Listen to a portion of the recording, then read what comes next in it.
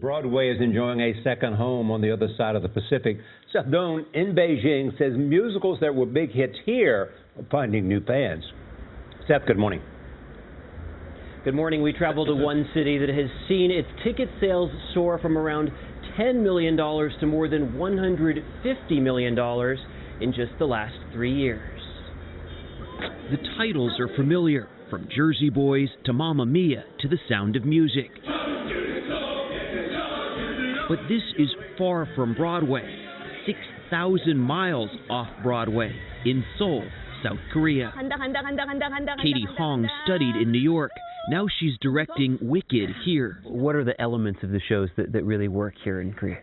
They love big shows. A big spectacle. Yes.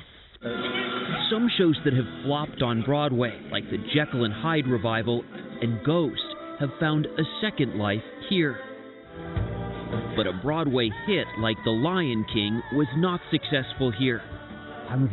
Backstage producer Seth Doane says it's about tailoring a show to the audience. His show Wicked is a spin-off from The Wizard of Oz, a story Koreans did not grow up with. How difficult is it to translate a show in English, a show like Wicked, into Korean? It's as difficult as creating an entirely new show from scratch, he told us.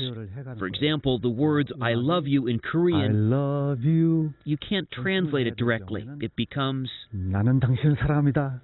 Saul says people in this country, divided after the Korean War, have a hankering for light American fairy tales.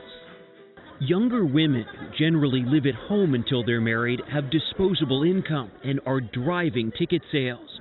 Women in their 20s make up nearly 40% of audiences here.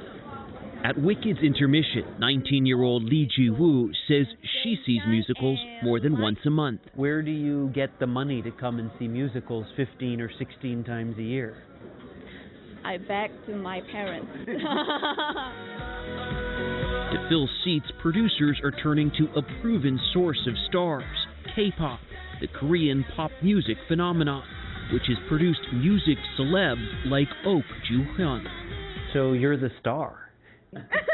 In her dressing room, Oak told us about managing her transition from teen star to Elphaba, the green-skinned witch in Wicked.